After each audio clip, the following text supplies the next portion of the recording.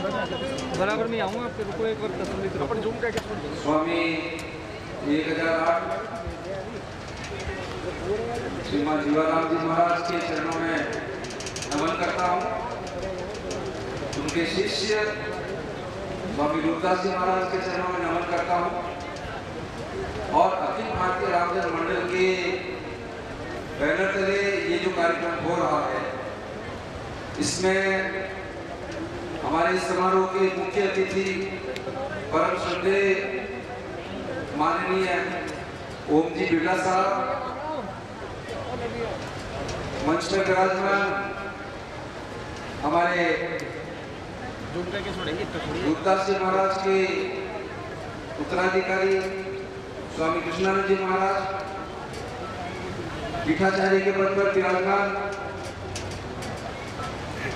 स्वामी भगवानदास जी महाराज, अखिल भारतीय रामजन्म मंडल के राष्ट्रीय संयोजक स्वामी रघुवरदास जी महाराज, मंच पर विराजमान समस्त संत महल, हमारे बीच में विशेष रूप से उपस्थित स्थानीय विधायक आदरणीय अशोक जी लाहौटी साहब और इस प्रांगण में दूर दूर से पधारे हमारे सभी महानुभाव माता और बहनों, स्वामी जीवाराम जी महाराज के मनुष्य बोध में एक मंगलाचरण का उद्बोधन मैं आपके सामने करता हूँ कि किस तरह से जब भी कोई रामजन्म मंडल की का कार्यक्रम शुरू होता है तो ये मंगलाचरण उनका रिसाइटेशन होता है। उनके बीच में दे ओम ब्रह्म यहाँ तो ना मेरा बस संत कर्ता मंगल चरण ध्यान मूलम गुरु मूर्ति पूजा मूलम गुरु पद मंत्र मूलम गुरु वाक्या मोक्ष मूलम गुरु कृपा। तो हमारे जितने भी यहाँ गुरु बैठे हैं उनके चरणों में मैं नमन करता हूँ। माननीय आप से इस समाज का बड़े स्तर पे सबसे पहले आशीर्वाद मिला जब 2019 के अंदर विज्ञान भवन के अंदर अखिल भारतीय रेगल महासभा के छठे सम्मेलन में जो कि तालकटोरा में हुआ था और उसके स्मरण में इस स्मारिका का प्रकाशन होना था, तो उस स्मारिका के लोकार्पण के लिए आपने समय दिया, आप पधारे और रेगल समाज को बहुत बड़ा आशीर्वाद दिया। उसके लिए मैं प्रथम रूप से आपका बहुत बहुत आज आभार व्यक्त करता हूँ, अभिनंदन करता हूँ। और ये दिखाता है कि दूसरी बार जब हमारे साथी और हमारे लोग इस धार्मिक और स्नेह मिलन के लिए आपसे समय लेने आए तो आपने बहुत सहृदय से, बहुत आत्मीयता से, बहुत सहज भाव से उन्हें आज का ये समय दिया। उसके लिए भी मैं आपका बहुत बहुत आभार व्यक्त करता हूँ, बहुत बहुत आपका स्वागत करता हूँ। स्वामी जीवाराम जी महाराज के बारे में हमारे पूर्व श्री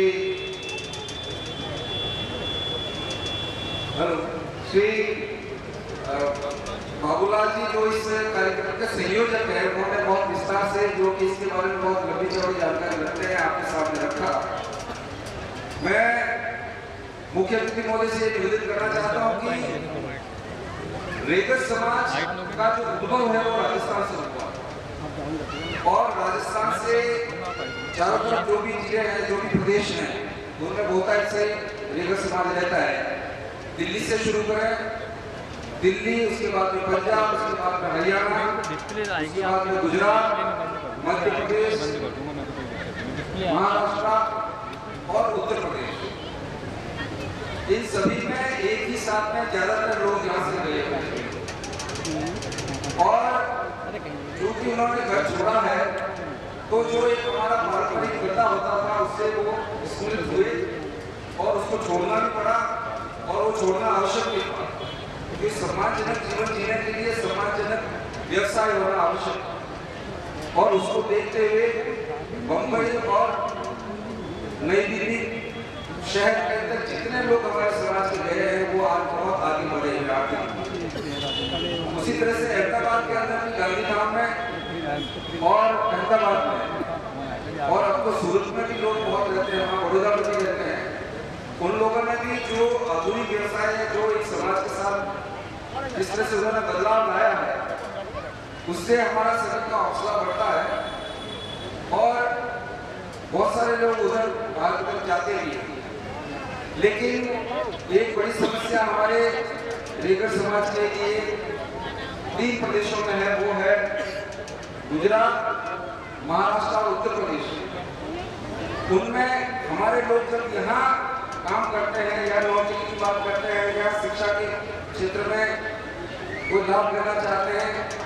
या सरकारी योजनाओं का लाभ लेना चाहते हैं तो वो एससी के अंदर कैटेगराइज हैं, यानी वो अनुसूचित जाति की श्रेणी में आते हैं। लेकिन वही आदमी जब इन 3 प्रदेशों में गुजरात, महाराष्ट्र और उत्तर प्रदेश में जाते हैं तो उनको आरक्षण का लाभ नहीं मिलता। इस बारे में मैंने बहुत विस्तार से विज्ञान भवन के श्रीमान के सामने हमारी समस्या रखी थी। उसकी पुनरावृत्ति करते हुए मैं आपसे ये निवेदन करना चाहता हूँ कि जिस स्थिति में आप विराजे हैं आज पूरे भारत की जो राजनीतिक संस्था है उसके अंदर हमारी बहुत बड़ी मदद हो सकती है, क्योंकि इन प्रदेशों के अंदर जब रिजर्वेशन नहीं है तो रेगड़ समाज का कोई भी निर्माता किसी भी राजनीतिक पद पे है भी नहीं, न कोई नगर निगम में है, न कोई पंचायत में है और विधानसभा में भी नहीं है। तो हमारी बात मान रखने वाला कोई नहीं है और आपसे बहुत आशा इसलिए बनती है कि दूसरी बार जब आप बता रहे हैं तो हमें ये लगता है कि हमारी बात कुछ प्रदेशों तक वहाँ के विधानसभा के अध्यक्षों को, वहाँ के मुख्यमंत्रियों को और केंद्र सरकार के अंदर माननीय प्रधानमंत्री जी को, माननीय विधि मंत्री जी को, माननीय गृह मंत्री जी को और समाज कल्याण मंत्री जी को अगर ये आपकी तरफ से हमारे ज्ञापन के आधार पर उनको एक पत्र जाता है तो जरूर उसके बारे में उनको कुछ न कुछ सोचना पड़ेगा और एक काम हमारा शुरू हो सकता है। पिछले 75 साल से आप परेशान हो रहे हैं तो सिर्फ आपसे हमें ये आशा है कि ये काम हमारा जो है आप करके हमें बड़ा आशीर्वाद दे सकते हैं। इसलिए आपसे विनम्र अनुरोध है और ये सारे हाथ खड़े करके, दोनों हाथ खड़े करके समर्थन करते हैं इस बात का, क्योंकि आप चाहते हैं ना गुजरात, महाराष्ट्र और उत्तर प्रदेश के अंदर रेगड़ समाज को शेड्यूल कास्ट की लिस्ट के अंदर डालने के लिए सारा रेगड़ समाज पूरे हिंदुस्तान का चुनाव ये आपसे निवेदन करता है। तो इसके लिए हम बहुत ही सकारात्मक है, बहुत ही हमें आशा है कि आपके आशीर्वाद से ये काम हो जाएगा। हालांकि ये मंच धर्म सम्मेलन और सम्मान का है, लेकिन हम लोग जितने भी यहाँ हैं इसमें बहुत सारे लोग राजनीति में भी थोड़ा बहुत अपना इंटरेस्ट रखते हैं और क्योंकि आप कोटा से पधारते हैं, कोटा के अंदर रेगड़ समाज का बहुत बड़ा तबका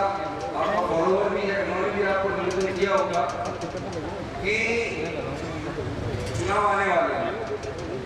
और जो जाति का अनुपात है, जाति के अंदर रेगड़ समाज का जो अनुपात है बहुत देखा जाए तो वो 2nd नंबर पे सबसे बड़ी जाति अंदर है। मैं सुमन को अभी दूंगा उसमें आंकड़ों से मैं ये आंकड़ों के साथ मैं आपको निवेदन करना चाहता हूँ कि हमारा 2nd लार्जेस्ट शेड्यूल कास्ट में हमारे रेगड़ समाज का है। लेकिन विधानसभा में देखा जाए तो वो हमें प्रतिनिधित्व मिलना चाहिए, वो नहीं मिलता। हमारे सारे लोग जो समाज के हैं वो अब वो ये चाहते हैं कि जहाँ पर वो समाज अधिकार मिल सकता है वो उस दल के अंदर काम करने को तैयार है। तो आने वाला जो विधानसभा चुनाव है उसके लिए